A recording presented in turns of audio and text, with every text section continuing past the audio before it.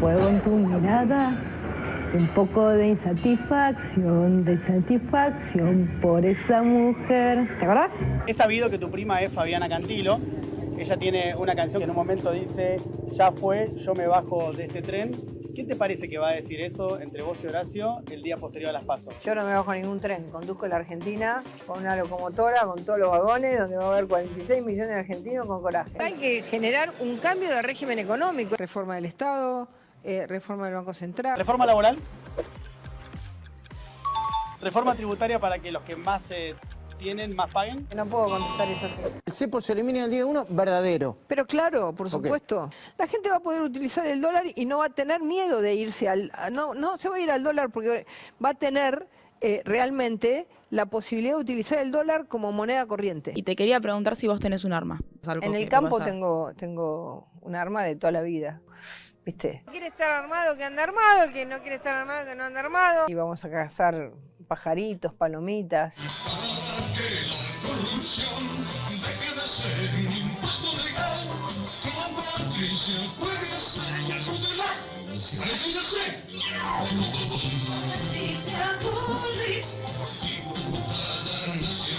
El 10 de diciembre se ve en la Casa Rosada. Sí.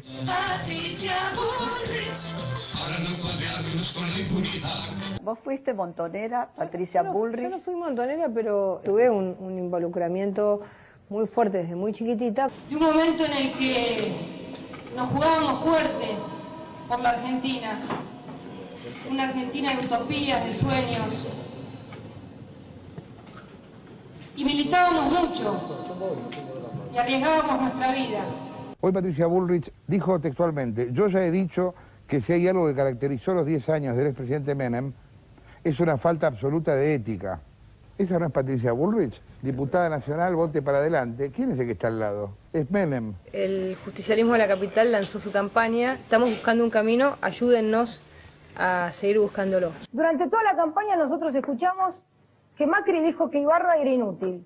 Ibarra dijo que Macri era corrupto. La verdad es que los dos tienen razón.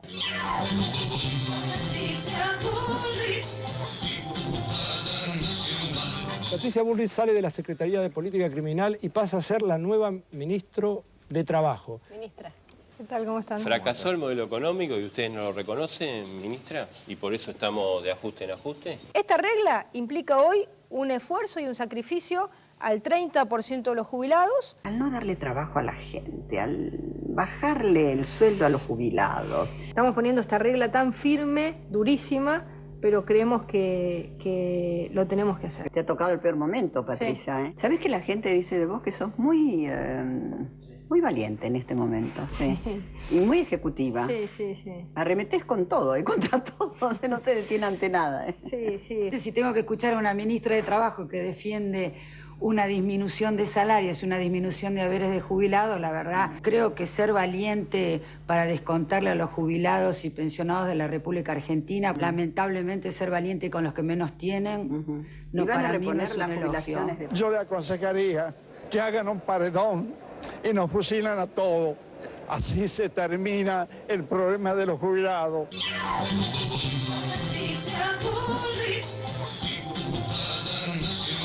Pfizer no pidió ni cambio de la ley, las Islas Malvinas se la podíamos haber dado. Patricia Bullrich. Patricia, a ver si te hace la valiente ahora. No, había muchísima magia. Sí, yo me hago la valiente porque yo las pasé en la Yo quisiera plantear una cuestión previa. Así que no te pongas en agresión. No, yo no me fui del país, ¿eh? Sí, no te fuiste porque te habrá protegido la dictadura. Los que la pasamos en serio no tuvimos que ir. De joven, alguna borrachera me agarré, qué sé yo.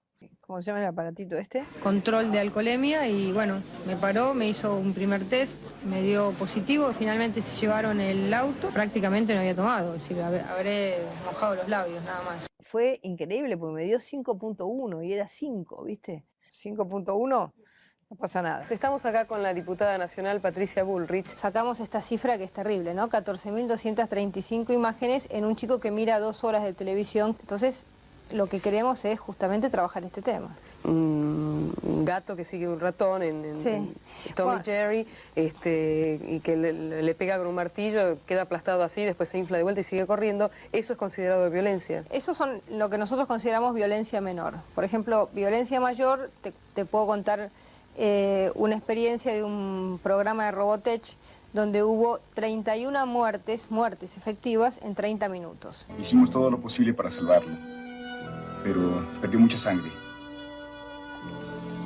Es una horrible tragedia. Le aseguro que todos echaremos de menos al comandante Fokker. 31 muertes efectivas en 30 minutos. Lo que queremos es justamente trabajar este tema. Ella tiene un look, tiene un look. El carácter se prueba en las acciones y yo he demostrado carácter en la acción. Ella tiene swing, tiene todo lo que necesita de ti.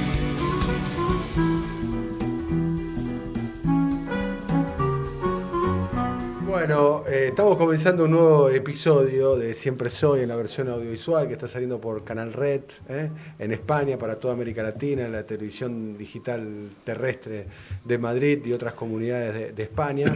Faltan muy pocas semanas para lo que es el inicio del proceso electoral en la Argentina. Faltan pocas semanas, el 13 de agosto van a ser las primarias. Una de los interrogantes más importantes es saber qué es lo que va a suceder en la interna, en el interior de Juntos por el Cambio, que es la oposición a nivel nacional. Por un lado está el alcalde de la Ciudad de Buenos Aires, que es Horacio Rodríguez Larreta, que aparece presentado como La Paloma, y por otro lado está Patricia Bullrich. Bueno, la candidatura de Patricia Bullrich es la que supuestamente encarnaría al grupo de los halcones, y se trata sin duda alguna de una, para nosotros, un detalle, una biografía única en la política argentina. Hay pocas personas que tienen el recorrido de Patricia Bullrich, comenzando a militar como una adolescente, en el primer lustro, en los primeros años de la convulsionada, en el amplio sentido de la palabra, década del 70 en la Argentina. Militó en una organización político-militar como la organización Montoneros, tuvo el exilio en Brasil, en México, en Francia, en varios lugares, luego un regreso a la Argentina. Es realmente, si fuera una figura, Patricia Bullrich sería un poliedro, ¿no? Porque tendría varias puntas, varias aristas, varios lados, varios puntos de abordaje, ¿no? De su historia personal, viniendo de una familia patricia, radicada en la Argentina a mediados del siglo XIX, hasta la preponderancia que tiene en el día de hoy, porque está entre las 4 o 5 figuras que pueden acceder a la presidencia el próximo 10 de diciembre. El recorrido, es muy difícil encontrar un recorrido similar, hasta te diría en la región, en las biografías, ¿no? Alguien que surge de una organización guerrillera de izquierda y que hoy representa el abanico de la ultra derecha. Hoy vamos a tratar de repasar, de poner luz en diferentes aspectos, y está con nosotros un periodista que para nosotros es una gran referencia, para nosotros es una leyenda viva del periodismo gráfico en la Argentina, periodista de policiales, de investigación, de los más reconocidos en el país, tiene una vasta trayectoria. Se trata de Ricardo Rajendorfer, más conocido como Patán Rajendorfer. Ricardo, primero muchísimas gracias por venir. No, por favor, es un placer estar acá. Muy bien, bueno, vamos a tratar de analizar esta biografía, ¿no?, de militante montonera, la candidatura de la ultraderecha. Primero, si tenés que... arranquemos con el presente y después vamos a profundizar sobre los diferentes pasados de Patricia Bullrich. Vos que investigaste la vida y que la conocés porque fuiste contemporáneo en diferentes momentos de tu vida como periodista, inclusive también como militante de la vida de ella, ¿cómo caracterizás este momento de Patricia Bullrich?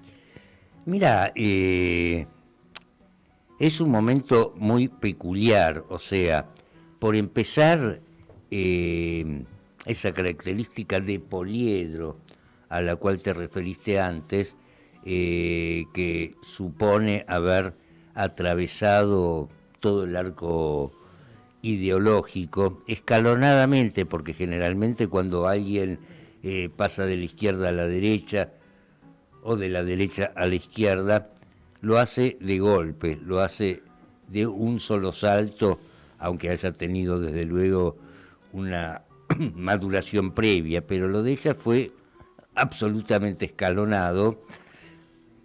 Aún así, y acá voy a referirme específicamente a su presente, yo pienso que pese a ello que daría la sensación de que es una persona muy cambiante, es en realidad la misma persona, siempre fue la misma persona y en la actualidad lo sigue siendo, es decir, una persona cuya bandera principal, cuyo estandarte principal, pienso yo, fue la acumulación de poder, sea donde fuere, y siempre al lado del ganador de turno, ya sea Galimberti, que fue un líder guerrillero de la década del 70, para que el público español lo sepa, al lado de Menem, al lado del presidente de la Rúa, al lado del presidente Mauricio Macri, y ahora supongo que ella se percibe, y esa es la única diferencia con respecto a su pasado. ¿Se independizó?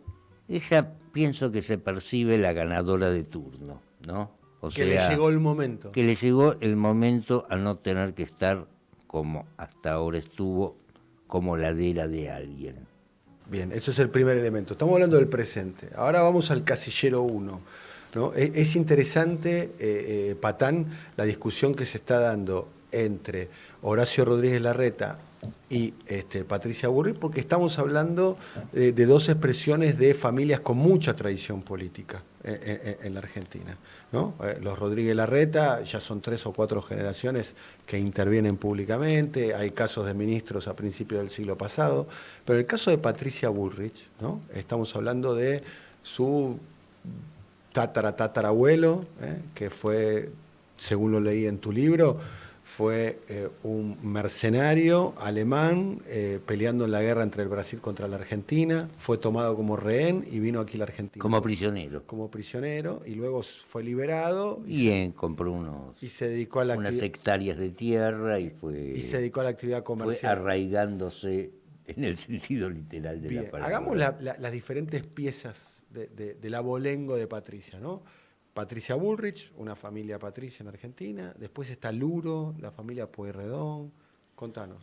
Sí, sí, desde luego es una familia de prosapia, contar detalles sobre sus ramas familiares, bueno, a mí me llevó un par de capítulos de mi libro, pero pertenece a una familia histórica, cuyas ramas de algún modo, digamos, se enfrentaron políticamente a lo largo del siglo XIX y tenían esa costumbre de fusilarse entre sí, ¿no? Dorrego, en toda una serie de luchas fracticidas. Y bueno, ella un poco es producto de eso, su familia es producto de eso, y ¿tiene el ADN de las clases dominantes? Yo pienso que sí, Porque estamos hablando, la Argentina es un país muy joven, ¿no? Depende cuándo pongamos el inicio, si es en 1810, en la independencia, en el 53 con la organización, a como es el lugar, tiene 200 y pico de años.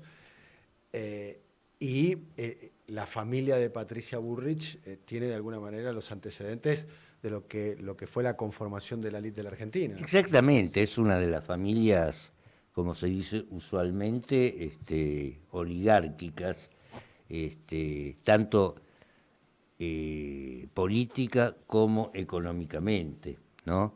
O sea, digamos, durante gran parte del siglo XIX fueron grandes terratenientes y a partir del siglo XX alternaron, digamos, la actividad agraria con el involucramiento en grandes empresas o en estudios de abogados que sirvieron a grandes empresas, etcétera, etcétera, etcétera. Digamos, ella conforma ese círculo social, un círculo que desde luego desertó por temporadas, específicamente. Ella accedió a un nivel de educación superior, digamos.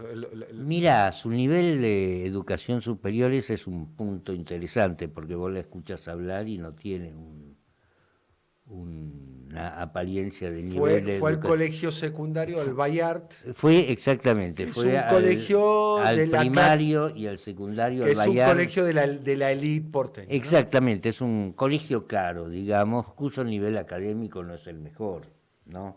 Cualquier colegio nacional en aquella época, digamos, tenía más nivel académico ¿Cómo que el se Bayard. produce? Y después, bueno, ella hace no muchos años, sorprendentemente, estudia ciencias políticas y obtiene un doctorado. Ella es doctora en ciencias políticas. Y vos la escuchás hablar de temas que tienen que ver con la especialidad en la que se doctoró y no da la impresión de estar doctorada. Vos la escuchás hablar de economía cuando estudió ciencias políticas, bueno,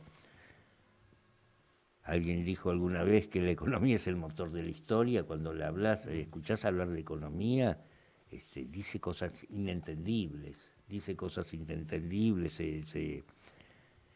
No parece ser un cuadro académico. Parece ser un cuadro académico. Bien. De cualquier manera, viene de las familias de clase alta, claramente por los antecedentes, por el abolengo. ¿En qué momento eso, y vamos a ver ahora una reacción, que es la número uno, en qué momento eso se cruza, ¿no? Porque tampoco es el único caso, Ricardo, ¿no? De familias de élite, de clase alta, de clases oligárquicas, de clases ligadas a la gran burguesía, que toman el camino de la lucha armada en la década del 70. El Che Guevara. Bueno, para dar un ejemplo, el Che Guevara podemos poner un ejemplo, o Fidel Castro Ruz también. Exactamente. Familia de terratenientes en Cuba. Vamos a verlo. ¿Vos fuiste montonera, Patricia Bullrich? Yo no fui montonera, pero tuve, digamos, el marido de mi hermana, ¿Tu familia era el compañero de mi montonera? hermana, fue Rodolfo Galimberti. Igual tuve un involucramiento muy fuerte desde muy chiquitita. ¿Llegaste a la aportación de armas a momentos de ese tipo o no? Mirá, llegué a momentos difíciles. Tu hermana estuvo en pareja con Rodolfo, ¿no? Galimberti, Sí. un líder montonero. Cayó como una bomba, imagínate. Mi abuela no lo podía creer. ¿Cómo era él? ¿Lo trataste? ¿Cómo Sí, lo era traté él? mucho tiempo. Y era una persona muy locuaz, muy inteligente, muy loco.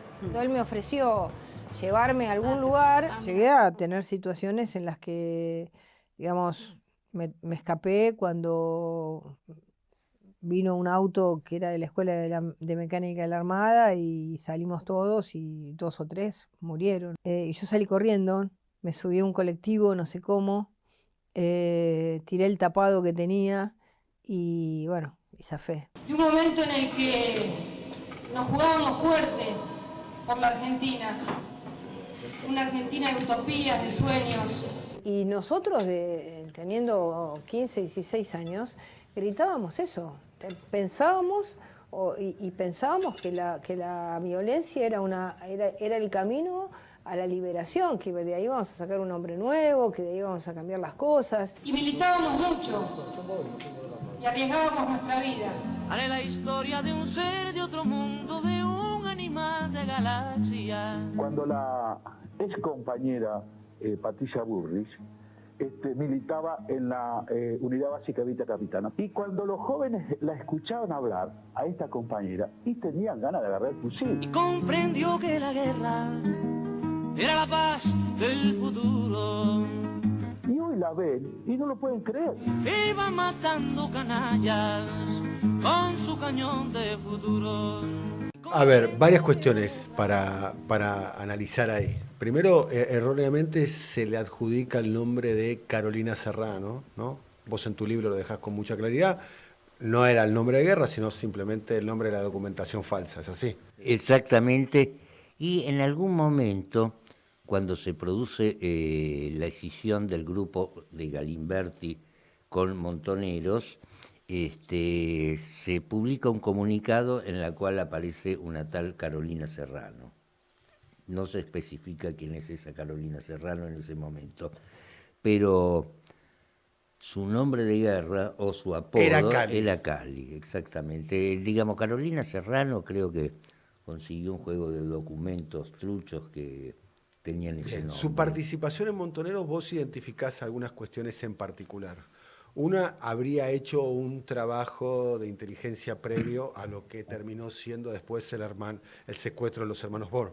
Efectivamente, el secuestro de los hermanos Born, voy a explicar esto y voy a explicar específicamente su ingreso, cómo se dio su ingreso a Montoneros.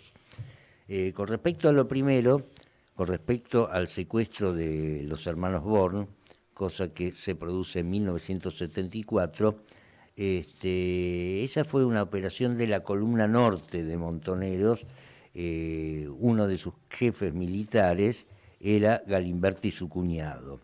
Pues bien, ella hace ahí tareas menores de inteligencia, o sea, la mandan, por ejemplo, a controlar la velocidad de los controlar semáforos, el tránsito el paso de los trenes, de las barreras. La avenida Libertador, donde tenía que pasar el vehículo en cuestión, boludeces así.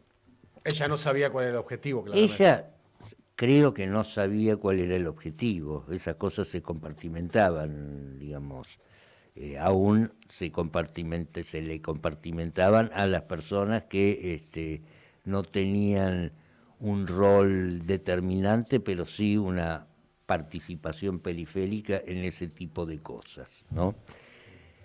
Ese fue un hecho particularmente desgraciado desde el punto de vista familiar, porque en ese operativo que lo comanda su cuñado Galimberti, muere el chofer de los Born, que extiende una mano hacia la guantera con el propósito de agarrar un chumbo, entonces recibe una ráfaga de ametralladora, que también mata al individuo que estaba al lado de él, ¿no? En un principio no se sabía si era un custodio o un integrante del grupo Bunge y Born. Finalmente se supo que en efecto era un gerente del grupo, de la empresa Molino Río de la Plata, que esa mañana tuvo la desdicha de ir a desayunar con los Born y se dirigía con ellos a la sede corporativa, cuando son rodeados, cuando son emboscados por el comando Montonero, y muere también ese hombre ahí. Horas después salta su identidad, se llama Alberto Bosch. Bueno, la cuestión es que cuando Galimberti, después del operativo, llega a la casa de seguridad, donde él se alojaba junto con Patricia y junto con Julieta, tira el diario Crónica sobre la mesa. Patricia mira el titular, donde estaba la foto de... y reconoce a alguien. Y reconoce a alguien y dice, es el tío Alberto. Era el tío... Era el hay una gran metáfora ahí, ¿no? ¿No? Sí. Es una gran escena, ¿no? Es una gran escena, es una gran escena. Porque una de las víctimas del secuestro de los Montoneros termina siendo un integrante, un dirigente de una empresa exactamente. De la integrante de la clase dominante. Sí, sí, de las cuales tanto Julieta como Patricia integraban, ¿no? Julieta la hermana. Exactamente, exactamente.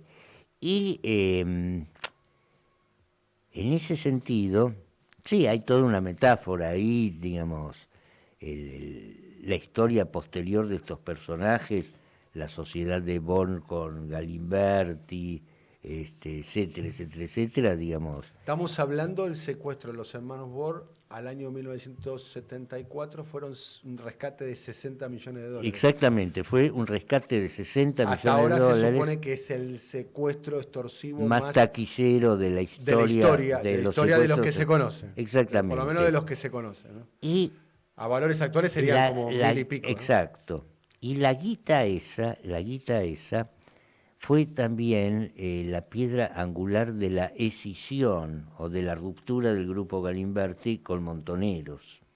No hubo una discusión política propiamente dicho, sino la discusión de fondo era la guita esa que estaba en manos de la conducción nacional, ¿no? Y Galimberti, como si fuera, digamos, una asociación ilícita. Galimberti una persona determinante en la biografía tanto personal como política de Patricia, ¿no? Sí, totalmente. Sí. Es el gran formador, digamos, es el gran formador, el gran jefe. Exactamente. Un personaje absolutamente cinematográfico. Es una persona absolutamente cinematográfica, es una persona que supo dar volteretas incluso mucho más espectaculares que las de Patricia, ¿no? Es un... A ver, me gustaría detenerme en un punto porque creo que es algo que puede permitirle a la audiencia entender un poco el fenómeno Patricia. Galimberti participa activamente en la operación militar que implica el secuestro de los hermanos Born y termina en el último tramo de su vida siendo socio de Jorge Born. Exactamente. Así como lo contamos. Así, ya sé que suena inverosímil. Suena a síndrome de Estocolmo. En el mejor de los casos. En el mejor de los casos. Si pensamos bien, suena eso. Si pensamos mal es, che, ¿y si nos hacemos socios? Exactamente. Bien. Exactamente. ¿Y cómo entra Patricia ahí? Mirá, Patricia, en ese momento, o sea, Patricia seguía muy ligada a Galimberti, era, por decirlo así, su consiglieri, ¿no? Julieta, su mujer y la hermana de Patricia a la vez, ya había muerto muchos años antes. En un accidente de tránsito. En un accidente de tránsito, en un vehículo que era manejado por Galimberti, ¿no? Y ellos quedaron muy unidos, no hay nada irreprochable. Hay una foto que yo quiero mostrarte de la década del 80. Hicimos un trabajo ahí esta es una foto del año 1984. Y yo me tomé el trabajo hablando con algunos militantes de esa época para lograr identificar a cada uno de los que aparecen allí, ¿no? La que está recuadrada, claramente, es Patricia. Esa es una reunión de lo que se llamaba el Movimiento de Juventudes Políticas. En ese momento las Juventudes Políticas tenían una suerte de agremiación, digamos, donde hacían iniciativas en común. Ahí está José Antonio Díaz, que pertenecía a lo que era la FEDE.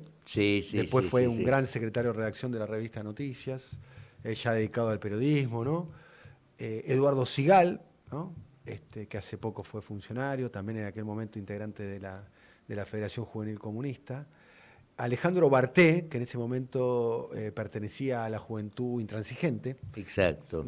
Que era del PI. Eduardo Lázara, que era el hijo del Gordo Lázara, de Simón. Y Pablo Unamuno, que era el hijo de Miguel. De Miguel Unamuno, que había sido concejal en el año 73, presidente del Consejo Deliberante, si no me equivoco. Autor de la frase esa, me habían contado en estos días, ya lo sabía, pero me lo confirmó en estos días, autor de la famosa frase del cierre de listas, nos cagaron que ellos solos. Sí. El autor de esa frase histórica es el papá de Pablo Unamuno. Y acá hay un detalle que me gustaría ahí profundizar, ¿no? Que es, Pablo estaba por lo que era intransigencia y movilización, donde estaba Sadi, Nil Lagarré, y estaban los Montos ahí, ¿no? Exactamente. Estaba la conducción original. Exacto. Y Patricia estaba por Galimberti. Exactamente. En esa época te voy a contar una anécdota. ¿Esta foto de cuándo es, me dijiste? 1984, además, tenemos por ahí el recorte de lo que fue la movilización. En contra del Fondo Monetario, sí. ¿Viste que? Esto fue unos años después, pero no muchos años después, ella seguía siendo dirigente de esa fracción de la JP, y yo volvía, creo que habrá sido en el año 88, una cosa así. Yo volvía de alguna cárcel platense donde había entrevistado a un preso, volvía a la capital federal en el penúltimo asiento de un micro de la compañía Río de la Plata. Creo que todavía ya no existe la compañía Río de la Plata. Y si existe, que me pague la publicidad por haberla nombrado en este momento. Y en el último asiento iba Patricia Bullrich junto con 2 adláteres, con 2 muchachos que militaban con ella. ¿Estamos hablando de año? Fue en algún momento entre el año 86 y 89, no me acuerdo muy bien. Y yo estaba sentado adelante, él no me reconoció, y yo me puse a escuchar lo que hablaban. ¿Y? Y el tema en sí, digamos, no me acuerdo exactamente, pero estaban rosqueando, estaban hablando de cómo dirimir una interna o cómo dirimir determinados conflictos con un sector interno de esa agrupación, y las cosas que decían y planeaban, o mejor dicho, las cosas que Patricia decía y planeaba, eran espantosamente canallescas, muy canallescas, ¿no? Al punto de que me dio un poco de vergüenza ajena estar escuchándola, o me daba vergüenza ajena lo que escuchaba, mejor dicho, ¿no? A partir de ese momento tuve de ella, digamos, una impresión que los sucesos posteriores de su vida, que yo los iba asimilando leyendo diarios o viendo noticieros, etcétera, etcétera, etcétera, no hacían más que rubricar aquella impresión que me dio en dicha travesía de La Plata a la capital federal. Que era una persona capaz de hacer cualquier cosa. Vamos a ver un poquitito la foto esa de vuelta y vamos a ver ahora, porque acá hay una pregunta que subyace, que me gustaría poder profundizarla con vos, Patán. ¿Cuál es la razón por la cual, ahí ves, la única mujer es Patricia Bullrich? Ella está ahí a un costado, ni siquiera está teniendo una postura importante. Sin embargo, es la única figura que tenía algún tipo de gravitación en aquel momento, que emergía, hay que decir, Patricia Bullrich no era lo que terminó siendo, que sigue estando en la actividad política. Exactamente. ¿Cuál es el mérito? Porque hay un montón de dirigentes de ese momento histórico que hoy están olvidados. O olvidados o están analizando la política en pantuflas en su casa. Exactamente. Mirá, te vuelvo a decir, Patricia siempre fue una mujer muy, pero muy ambiciosa. Como diría Borges, su lema podría ser figuración o muerte. Vos sabés que personas que la conocen mucho, y surge de alguna manera del libro tuyo, este es el libro, yo les recomiendo que lean este libro, además está muy bien escrito porque parte de las características que tiene Patán es que escribe muy bien, tiene muy buena información, es muy preciso el libro, pero no es una persona a la cual, que surge también del libro tuyo y surge de testimonios que logré recoger, no es una persona a la cual le importa el dinero. No le importa el dinero, no. Vive en la misma casa desde mediados de la década del 90, es una casa que hasta donde yo sé, no la conozco, pero es una casa que por lo que me cuentan, le necesitaría refacciones, o sea, la famosa... no es una persona a la cual le importe la guita. Sí. No, le importa el poder, o sea, hay personas que le importan la guita y hay otras personas que le importa la gloria. O le importa la guita para tener poder. Sí, le importa, o sea, digamos, en el aspecto, diríase, recaudatorio, sí. Es un águila. Es un águila, pero invierte en... ¿Qué es el aspecto recaudatorio? O sea, en los últimos tiempos habrás escuchado las trapisondas que se manda con una fundación que tiene, Fundación de Estudios Estratégicos de Seguridad. Esa supuesta fundación no es sino una pantalla para recaudar guita, para su campaña. ¿no? Ella financia su campaña. Igual a los valores de lo que es la política argentina en una campaña presidencial son caramelos esos, ¿eh? Son caramelos, pero digamos, para cenar con ella, porque hay empresarios que están Sí. interesados en cenar con ella, llévate $10.000. O sea, digamos. Claro. Son caramelos, pero digamos. Y la guita está en función del proyecto político. Y también, digamos, vive de eso, pero digamos, no es una persona que cuya Ambición. avidez sea por la guita, ¿no? Su avidez es por el poder. Su avidez es por el poder. Bien, vamos a profundizar, porque hay algo, ¿no? Que hay una palabra, un hashtag, ¿no? Vamos a la reacción número 2, pero hay un hashtag que va definiendo la vida de Patricia Bullrich, y ese hashtag de alguna manera es la cuestión de la violencia, ¿no? Después hay un aspecto, hay una cosa que encontramos, que ya lo pusimos en el avance, que tiene que ver con Robotech, que es una maravilla. Pero vamos a verlo, dale. Nos vamos a dedicar a comer, ¿no? A comer más. y a tomar. Yo el tema con el vino, no sé. Dame. ¿Vos sabés? Me salvaste. Yo lo abro. Nos gusta ir al campo, nos gusta... Vos, tu familia tiene Sí, un campo en... yo ahora ya es mío. Con el ping-pong de preguntas y respuestas. ¿Nombre y colegio? No hace falta. El que te quiera. ¿Jugaba Patricia Bullrich al Verdad Consecuencia cuando era más joven? Sí. Ay, lo dice de una manera que parece que se estuviera acordando de algo. Claro, sí que jugaba Verdad Consecuencia. Me aparecen un millón de nombres pensando si jugó o no jugó con tal persona. El general Aramburu fue secuestrado el 29 de mayo ¿de qué año? 1970. Correcto. ¿Qué agrupación terrorista protagonizó el copamiento del regimiento de la Tablada? El ERP. No, el MTP, Movimiento Todos por la Patria. ¿En qué fecha fue asesinado José Ignacio Rucci? 25 de septiembre del 73. Correcto. Es una forma nueva, pero el twist no es nuevo. Nosotros quisimos decir con el twist también, y es lo que dijo Carlos Cárdenas, quisimos decir con el twist que tenemos raíces y que queremos cuidar mucho esas raíces.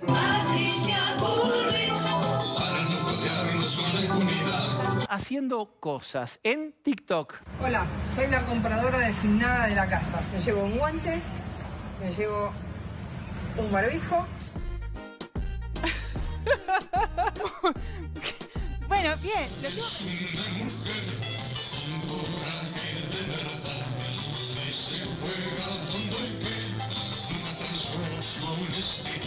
A la mañana tempranito me voy a hacer gimnasia. Algunos días a la mañana a las 7 me voy a jugar al pádel. Esa es ¿Tu paleta? mi paleta de pádel, sí. Está buena. Sí, está bueno. Sí. ¿Quién presidió la CONADEP? Ernesto Sábato. No, 90 Durante- segundos, pará. ¿Qué cargo ocupaba José Ignacio Rucci cuando fue asesinado? Secretario General de la CGT. Correcto. ¿Qué grupo guerrillero protagonizó el ataque al regimiento de Monte Chingolo? Ahí se culpó a los montoneros, pero lógicamente estaba el ERP. Y además de cortarme el pelo, me lo teñí. Y además me lo corté con la tijera de la cocina y me quedó un pelo atrás. ¿Qué ministro de Economía dijo, yo les hablé con el corazón y me respondieron con el bolsillo? Juan Carlos Pugliese. Correcto. ¿Qué soñabas ser de grande? Yo de chiquitita, una vez, iba al campo en el tren, había trenes, entonces me paraba y hacía discursos. ¿Jugabas a que eras política? Sí, me ponía en el tren y decía, soy Patricia Bullrich de San Martín, me inventaba apellidos y empezaba a hablar. ¿Quién era el ministro del Interior en 1978? Albano Arguindegui. Correcto. Muy bien. Genio Bullrich. Seguimos en un recorrido en el tiempo, seguimos con Ricardo Patán Regendorfer, el biógrafo de Patricia Bullrich. ¿En qué momento surge la pasión por Bullrich por la cuestión de la seguridad, digamos? ¿Se presenta como una especie de referente en ese sentido? Mira, no tenía antecedentes ni políticos ni institucionales hasta que fue nombrada por Macri en el año 1915, fines de 2015, perdón, en el Ministerio de Seguridad. Antes de eso, en alguno de sus etapas parlamentarias, si mal no recuerdo, integró alguna comisión de seguridad, ese tipo de cosas, pero digamos, ella se hace cargo de esa papa caliente, porque ese ministerio es una papa caliente para cualquier partido y para cualquier funcionario, sin tener ni antecedentes ni experiencia en la materia, solo que en ese entonces, digamos, expresaba una visión muy punitivista de la sociedad y, de la seguridad. Es decir, si bien no tenía el now, digamos, del asunto, sí tenía sus ideas al respecto. El control del espacio público,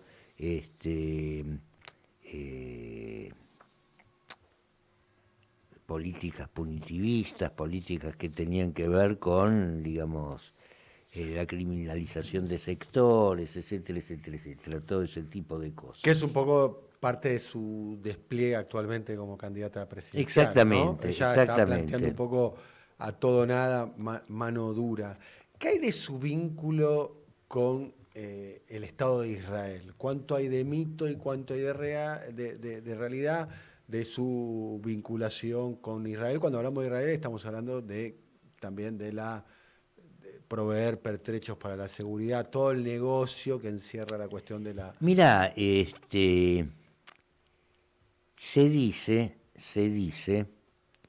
que sus vínculos con el Estado de Israel o con los negocios con el Estado de Israel que pudieron haber existido en la época de Macri, vienen a través de su marido, un hombre apellidado Yanko, ¿no? Que es un hombre que creció económicamente a su sombra. O sea, el tipo era un abogado que no le iba muy bien, es más, dormía en su estudio, y ahí dormía porque no tenía domicilio, y la conoce a Patricia a fines de los 90, en el transcurso de los 90. Esta foto me gustaría, la que vimos anteriormente, sí. Ahí la vamos a volver a pasar. Esta foto es una foto también bastante emblemática, ¿no? Ahí lo vemos, ¿no? Sí, sí. Está Jorge Argüello, que es el actual embajador argentino en los Estados Unidos. Exactamente.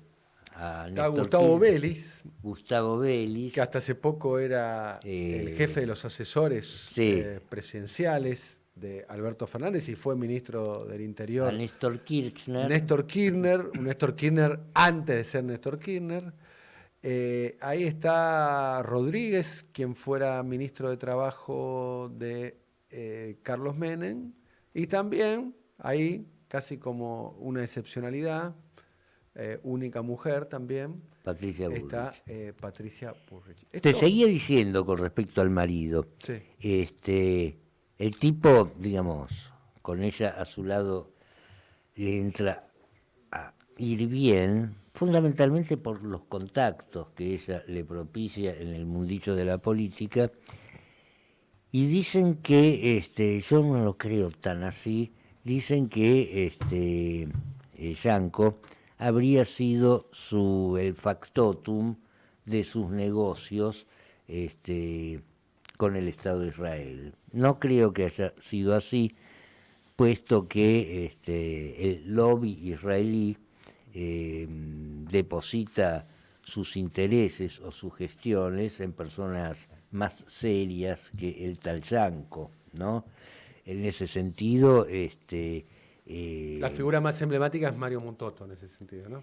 La figura más emblemática es Mario Montoto, pero el vínculo entre el gobierno macrista y el lobby israelí y también la comunidad judía, que no está desligada al Estado de Israel, se da a través de la DAIA, se da fundamentalmente a través de personajes como el actual secretario general de la DAIA, Jorge Knoblovich, etcétera, etcétera, etcétera. Uno de esos personajes muy emblemáticos que incluso fue absorbido por el aparato del PRO, es Waldo Wolf. Waldo Wolf, ¿de dónde viene? Del Club Hebraica, ¿no? En ese sentido,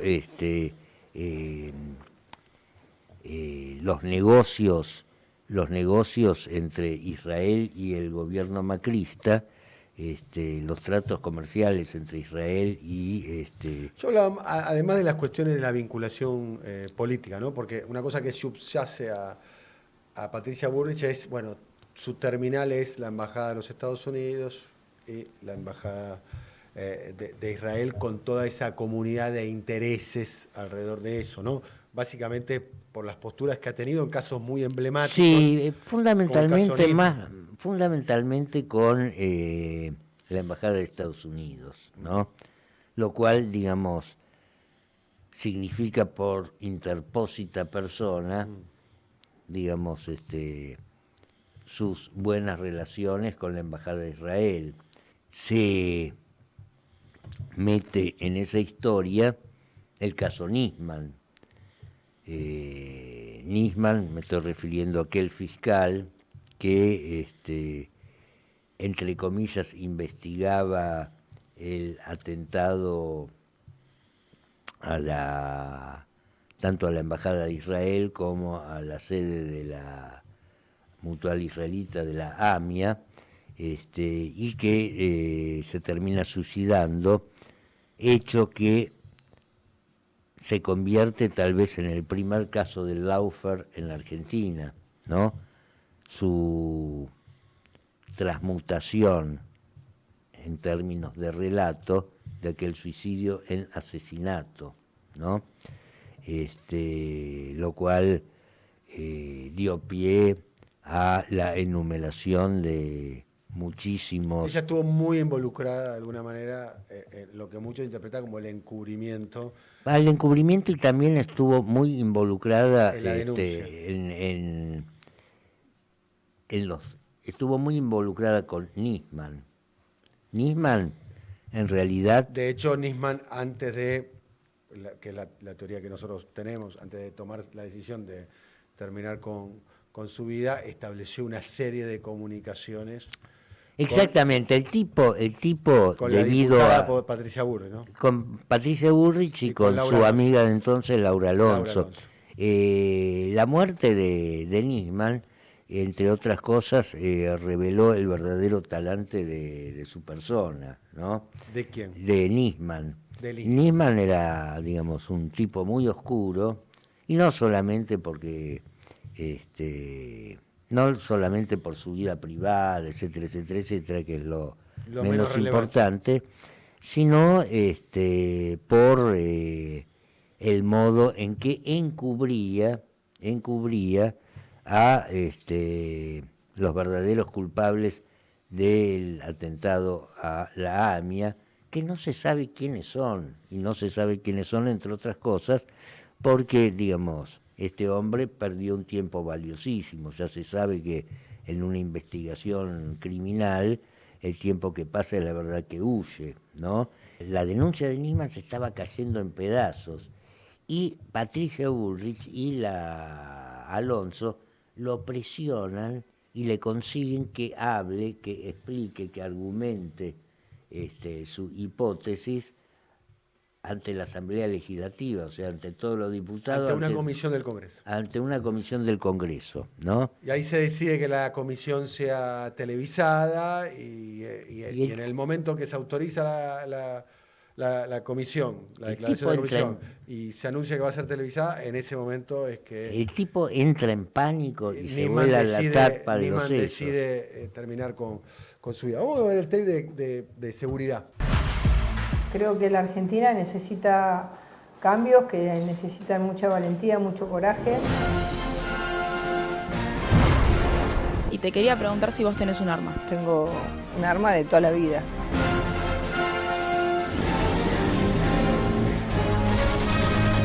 Desde rifles comprimidos de toda la vida a escopetas que tenía mi abuelo.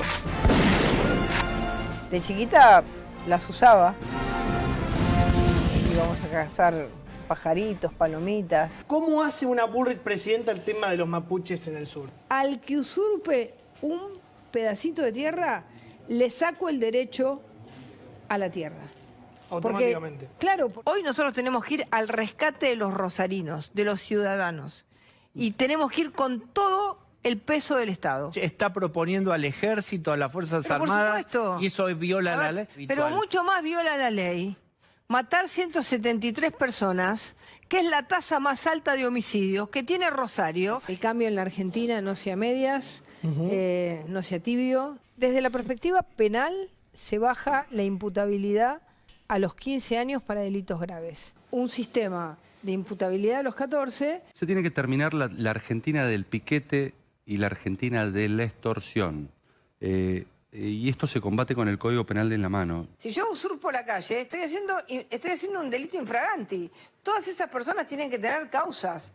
Sí. Todas, Ahora, desde la primera hasta la última. Allí es donde tienen que intervenir los jueces y los fiscales y tienen que imponer condenas. Cuando vos impones condenas a los organizadores, a la segunda protesta, la mitad de la marcha se te desactivó. Tenemos que terminar con esta Argentina de la anomia, de la anarquía, de la destrucción de la ley como elemento de convivencia. ¿Seguís bancando toda tu actuación durante el Ministerio de Seguridad? Totalmente. Cuando vos sentís que cambiás un paradigma, te sentís que dejás, ¿no? Se hace camino al andar se hace camino. Creo que hice historia. El que quiere estar armado, que anda armado, el que no quiere estar armado, que no anda armado. Bueno, hizo historia de alguna manera, porque está claramente que está, de alguna manera, está instalado el discurso punitivista, ¿no? Sí, sí, sí. Además, digamos, vos la ves en las publicidades disfrazada de... Como la veíamos ahí, recién. De soldado, de Rambo, etcétera, Sí. etcétera, etcétera. Y se me ocurre que lo más atroz de esta persona es su estructura de chiste. O sea, vos la ves... ¿Y a vos te causa gracia? No es que me causa gracia. O sea, digamos, parece un personaje de Capusotto. Sí, pero no es un humor. personaje. No es un personaje. No es un personaje, es una persona que, digamos, en su gestión ha hecho mucho daño, y me refiero... Vos sos daño... un conocedor de las fuerzas de seguridad, ¿no? Hiciste Sí. varios libros sobre la historia de la policía de la provincia de Buenos Aires, y tenés muchos vínculos y muchas fuentes en ese sentido. Por lo que se relata, hay una especie de romance entre integrantes de la fuerza de seguridad, sus conducciones, y Patricia Bullrich. No es tan así, no A es ver. tan así. Pero hubo escenas, ¿no? Donde había dejado de ser ministra y la veían y se encuadraban como si fuera la jefa. No, sí, o sea, en las corporaciones policiales, en la jerga de las corporaciones policiales, hay una palabra que ilustra de algún modo... ¿Cuál es? El vínculo de ellos con este personaje. La palabra soguear, darle soga, ¿entendés? ¿Quién soguea a quién? Los canas la soguean a ella. Ah. Los canas le ¿Qué hacen la soguear? vea, digamos, la melonean, le hacen creer le ponen fichas. le ponen fichas. Para que vos dejá correr, vos corre. Sí, vos sí, vos corre que- sí, o sea, digamos, era la persona ideal porque, digamos, ¿Y ella tenía donde mando? ¿Era alguien que mandaba? ¿O los...? ella creía que tenía mando, ella No. creía que tenía mando. Pero vos crees que no. No, o sea, ¿Vos crees que pasaba bajo la gestión de Bullrich lo mismo que pasa generalmente, que es la autogestión, el autogobierno de la Fuerza de Seguridad? totalmente, solo que la autoridad, entre comillas, política de esas fuerzas que se autogobernaban, a diferencia de otros jefes políticos, era una persona que no lo jodía porque pensaba erróneamente que las fuerzas policiales tenían hacia ella una relación de subordinación y ellos se lo hacían creer. Hay un detalle ahí que es, hubo 2 episodios que trajeron mucho desprestigio a una de las fuerzas de seguridad de la Argentina, que en términos estadísticos, no estoy hablando a título personal, tenían mayor prestigio, que estamos hablando de la Gendarmería Nacional, ¿no? En particular por el episodio de Santiago Maldonado, ¿no?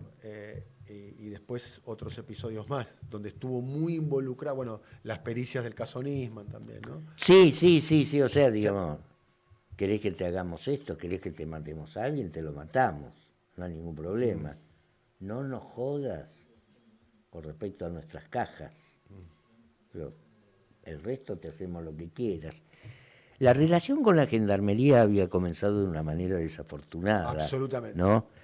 Fue cuando, días después de la asunción de Macri, el gobernador Gerardo Morales le pide a Bullrich, que ya era ministra, la intervención de la Gendarmería. Entonces ella le manda 3 micros. Van de Salta a Jujuy, ¿no? Van de Buenos Aires a Jujuy, ¿no? Y en un tramo de esa travesía entre Salta y Jujuy se desbarranca uno de esos micros, muriendo 43 personas. Que no estaban en condiciones técnicas. No estaban en condiciones técnicas, las ruedas estaban lisas, o sea, no estaban en condiciones técnicas. Por un lado, hay un episodio absolutamente hermético y exacto. Y silenciado, ¿no? Vos sabés que hay un episodio en el velatorio de estas personas, asiste el jefe saliente de Gendarmería, o sea, esto, repito, coincide con el cambio de gobierno, deja de gobernar Cristina y asume Macri la presidencia, está el jefe saliente, Cámara creo que se llamaba, y entra, y también frente a los ataúdes estaba el jefe entrante, el comandante Otero, ¿no? Y en ese momento llega Patricia Bullrich al velatorio y Cámara le susurra a Otero al oído: ojo con esta mujer que es yeta, o sea que da mala suerte, ojo con esta mujer que es yeta. Esa es la opinión que tenía la Gendarmería de ella. Por lo demás le hacían caso. Bien, hay un superclásico, ¿no? Porque ella ocupó varios cargos ejecutivos. Creo que el primer cargo estuvo a cargo del servicio penitenciario, ¿no? En el gobierno de la Alianza. Estaba ahí en el grupo Sushi, ¿no? Que eran los jóvenes autopercibidos progresistas que asesoraban al entonces presidente de la Rúa. Y ahí asciende y termina como ministra de Trabajo, y ahí encara un superclásico que todo indicaría que tiene la vocación de reeditar, que es en contra de los dirigentes sindicales. Claro, como Llano. Exactamente. Acá lo vas a ver retratado mejor que nunca, y completo, mirá. ¿Qué hace la valiente ahora? No, había muchísima magia. Sí, yo me hago la valiente porque yo las pasé en la Yo quisiera plantear una cuestión previa. Así que no te pongas en agresión. No, yo no me fui del país, ¿eh? Sí, no te fuiste porque te habrá protegido la dictadura. Los que la pasamos en serio no tuvimos que ir. Los que tenían arreglo con la dictadura militar son los que se quedaron en Argentina. Así que no te hagas el vivo, ¿viste? No te hagas el combatiente. Yo no me hago el valiente, yo siempre fui igual. No te hagas el valiente, ¿viste? Yo no fui menemista. Porque los dirigentes sindicales, los dirigentes sindicales hace 30 años que lo que hacen es llenarse los bolsillos con la plata de la gente. Y hablemos en serio, si querés hablar en serio, ¿viste? Ese es el discurso que tenías cuando decía la burocracia sindical. Sí, claro, y sí, cuando la te verdad. rajaste del país, ¿sabes por qué? Me rajé del país porque ustedes se los protegió la dictadura. Entonces no te hagas el vivo, ¿viste? Patricia, no te hagas el vivo, Moyano. Sí, Bullrich Luro. Vos te rajaste del país por eso. Me rajé del país porque me perseguía la dictadura, no como ustedes que lo protegía, Moyano. Entonces no te hagas el vivo, ¿viste? Yo no era nada. Te haces el combatiente. ¿Qué te querías hacer? ¿La Virgen de Luján? No, yo no soy virgen, pero yo no robé nunca, ¿viste? Yo tampoco robé. Entonces no me jodas, ¿viste? No me hablemos ahora de los dirigentes sindicales como si fueran todos, ¿viste? Dejate joder. Los grandes combativos que lo único que tienen son sus grandes autos y sus grandes casas. Volvemos a Casillero 1, ¿no? Que es la gran pregunta. Estamos con Ricardo Rajendorfer, el patán, que es el biógrafo de Patricia Bullrich, autor de este libro que recomendamos. Sobrevivió todo, porque sobrevivió. La crisis de la Rúa se devoró todo, ¡pum! No quedó nada, ¿no? Tuvo que emerger una nueva clase dirigente, el radicalismo tardó 20 años en tener un candidato más o menos expectante y no lo logró. Después, el gobierno de Macri, ¡pum!, crisis. y emerge siempre Patricia Bullrich. ¿Cuál es la condición que tiene ella, digamos? Evidentemente hay un atributo, ¿no?, que logró sobrevivir a la dictadura, el exilio, los 80, el menemismo, la alianza. Sí, o sea, a lo largo de su vida esto está entroncado con lo que estábamos hablando. Mirá lo ves recién a Moyano, por ejemplo, Patán. Moyano es una figura muy importante de la política, pero es una estrella que está menguante, de alguna manera, ¿no? Claramente. Sí, no, totalmente. Hoy Moyano, totalmente. No es el Moyano de hace 10 años atrás. Lo que pasa y Patricia Bullrich está a 3, 4 pasos de ser presidenta. Lo que pasa es que si vos siempre te vestís de la misma manera, sí, digamos, la ropa se te gasta.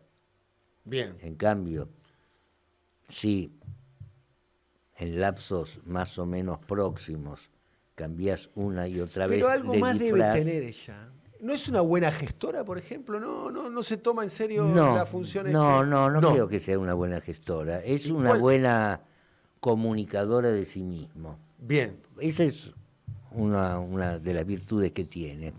Y segundo, es una persona que hizo, yo diría, del oportunismo, no un arte, pero sí una artesanía, ¿no? Y en ese sentido, su olfato siempre la ha guiado, como dije al principio, hacia el ganador de turno, ¿no? Solo que, digamos, en este momento... A ver, yo te entiendo, comparto tu razonamiento. Vos estás queriendo decir, siempre supo elegir jefe, ¿no? Sí. Lo que subyace, ¿no? Galimberti, Menem, en algún momento su primer trabajo en gestión de seguridad ejecutivo lo tuvo en Hurlingham, en la primera intendencia de Juan José Álvarez. Sí, exactamente. Que después terminó siendo el ministro de Seguridad de Duarte y demás. Bueno, otro olvidado. Otro olvidado que está en el presente, me parece. Sí, Hoy está, me parece, gravitando en la campaña de Sergio Massa, J.J. Álvarez. Pero ahora no tiene jefe. Ahora está a punto de ser ella su propio proyecto. Ella, exactamente. Acá hay una novedad. Exactamente, es una novedad, es un salto en el vacío. Es un salto en el vacío porque tiene dos únicos sitios a los que puede caer: el sillón de Rivadavia o la nada. Y de la nada no se regresa. O sea, se está jugando mucho la mina en este momento. Hasta donde yo sé, voy a utilizar una metáfora, le ofrecieron el oro y el moro, más el oro que el moro, me imagino, para que ya desista, ¿no? de su pretensión presidencial. Obviamente ya, no ahora, sino tiempo atrás. Y que ella decidió seguir adelante con su ambición, sí. entendiendo que su momento es ahora. Su momento es ahora y, si bien trabaja de una manera, valga la redundancia, muy laboriosa para ello, ¿no?, sin dejar ningún detalle librado al azar, en su... No es que ella quiere ser presidenta, ella se autopercibe, ella se percibe la próxima presidenta. ¿Ella está convencida que gana? Ella está convencida de que nació para presidir este país, que es, digamos, algo que tiene que ver es algo que más que desde un punto de vista político habría que analizar desde un punto de vista psicológico. Del 1 al 100, ¿qué probabilidad tiene ella de ser presidenta de Argentina para vos? No lo sé. Yo no quisiera que sea presidenta en ese sentido. Me gustaría contestarte ninguna, pero digamos, hay una posibilidad de que estemos gobernados por una persona así, que estemos gobernados por otra pesadilla para mí, que es Horacio Rodríguez Larreta, o que estemos gobernados por Massa, ¿no? No lo sé. Afortunadamente. ¿Son tres pesadillas? No. No. No son lo mismo. No son lo mismo. Por empezar, Hay una frase de Fritz Bauer, que fue el fiscal alemán que juzgó por primera vez en Alemania por crímenes de guerra a jerarcas nazis en el año 63, porque hasta ese momento había sido Nuremberg, un tribunal internacional, Eichmann en Jerusalén, otros en los países del este, etcétera, etcétera, etcétera. Fritz Bauer decía, yo no sé si este mundo alguna vez va a ser un paraíso, pero hay que evitar de que sea un infierno, ¿no? Y si bien para mí Massa no es Vladimir Ilich Lenin, Él tampoco se cree Lenin también. digamos, tampoco es Bullrich ni tampoco es Rodríguez Larreta, que son dos personas que dicen lo mismo, que son dos personas que tienen en mente las mismas atrocidades, solo que Rodríguez Larreta las verbaliza de un modo más amable. Bien. Como para ir cerrando, vamos a poner el paño y después de las imágenes, y a medida que pasan las imágenes, me gustaría vos, que sos el biógrafo, vayas relatando lo que se te ocurra, digamos, como en una improvisación. Te escuchamos. Mirá, estas imágenes, esta imagen es la tapa de mi libro junto a Juan Carlos Dantegullo. De algún modo, una de las cosas que me interesó de escribir la biografía de Bullrich, y es una cosa que refleja estas fotos, es que más que su personalidad, más que su, entre comillas, inteligencia, más que sus aptitudes, y más allá de la gravitación que tienen en este momento, su larga trayectoria me permitió escribir sobre casi medio siglo de historia argentina. Y en estas fotos se advierte esa presencia a lo largo de ese medio siglo. Ningún otro candidato de los que se presenta actualmente en las elecciones puede mostrar fotos con Menem, puede mostrar fotos con líderes guerrilleros de los 70, puede mostrarse al lado de personajes como De la Rúa, etcétera, etcétera, etcétera, ¿no? O sea, de algún modo, Patricia Bullrich siempre fue un personaje menor, una pasajera en la clase turista de la historia argentina, y ahora quiere ir a la clase ejecutiva. Bien, la última pregunta es sobre la participación de Patricia, o mejor dicho, siendo la presidenta del PRO, no condenó el atentado en contra de Cristina, digamos. ¿Hay algo ahí como para profundizar? Mirá, desde el punto de vista ético-político, digamos, sus razones habrá tenido para diferenciarse de las personas que realmente se sintieron afectadas u horrorizadas por lo que realmente había ocurrido, y también para diferenciarse de las personas que hipócritamente expresaron su repudio, ¿no? Eso en el mejor de los casos, ¿no? Si alguna vez este hecho, o sea, el atentado, se investigara como la gente, habría que ver el lugar que en esta historia, en esta conspiración, en este complot, le cupo a Patricia Bullrich y a personas vinculadas a Patricia Bullrich, como Gerardo Milman, quien pasará a la historia por una única frase. ¿Cuál? Cuando la maten, yo voy a estar en la costa. Bien, Gerardo Milman, a la sazón jefe de campaña en ese momento. De Patricia. Hoy desplazado, ¿no? Hoy desplazado, por esa frase. Entre otras cuestiones. Hay algo que une a Patricia, ¿no? A ver, este es un programa que nos costó un poco pensarlo, porque no queríamos caer en los lugares comunes. No sé si lo evitamos o no.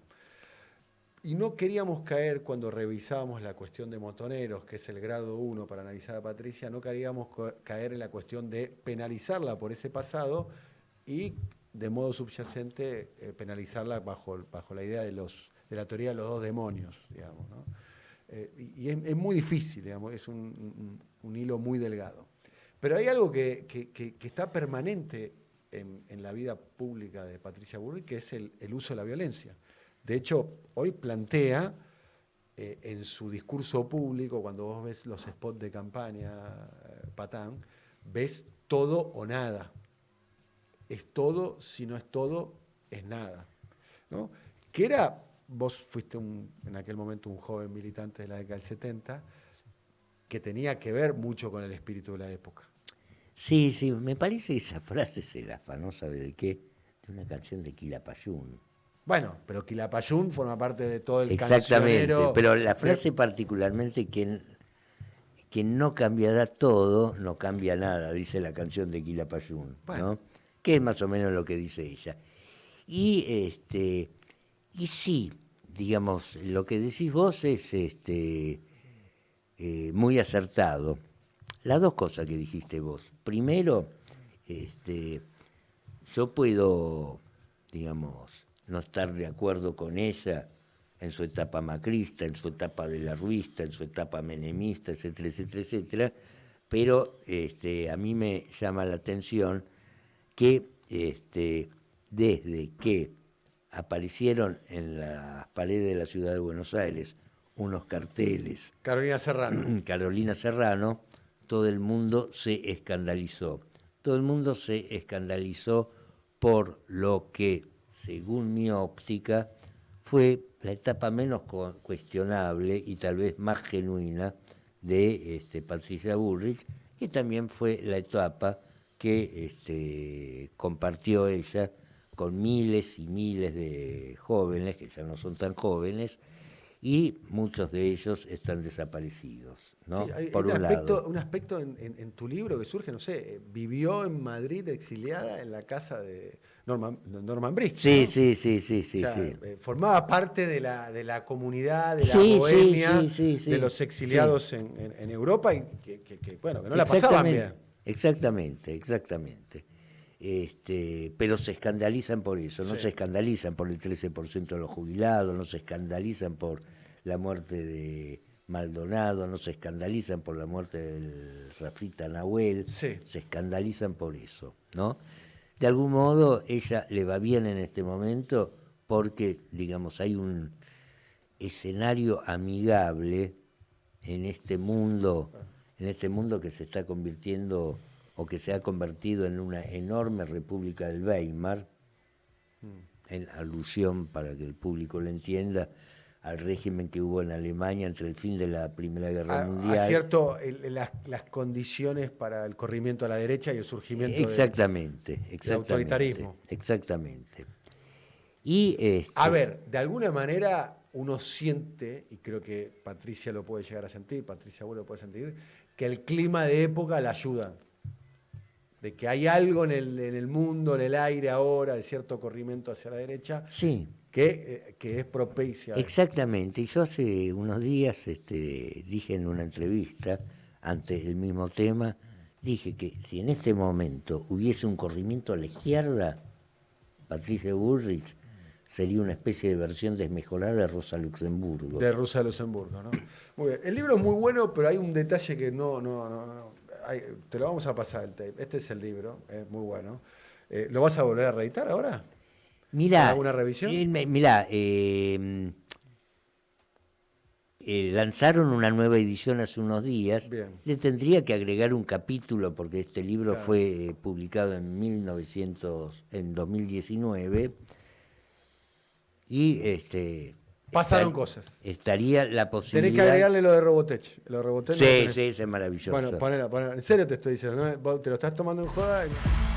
Estamos acá con la diputada nacional Patricia Bullrich y vamos a tocar el tema de la violencia en la televisión. Los chicos argentinos se encontraron expuestos a nada más ni nada menos que 14.235 escenas violentas que fueron emitidas en programas infantiles. Lo primero que hicimos fue una investigación y, bueno, sacamos esta cifra que es terrible, ¿no? Únicamente programas infantiles. Solo en los programas no de están chicos. ¿Qué es lo que se considera escenas de violencia?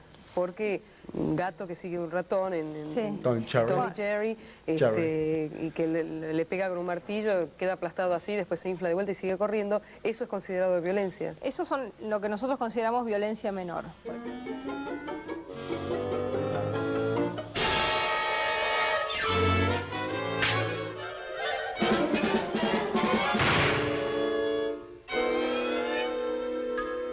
Eso son lo que nosotros consideramos violencia menor. Violencia mayor, te puedo contar una experiencia de un programa de Robotech donde hubo 31 muertes efectivas en 30 minutos. El primer ataque será al planeta.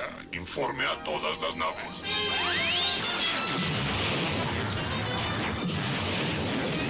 ¿Qué edad tienes?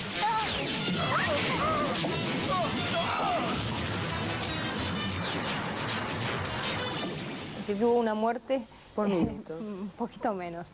Así que yo creo que vamos a trabajar una comisión de autorregulación, violencia mayor, que es muerte, heridas graves. ¿Eso realmente va a funcionar? ¿La gente va a controlar?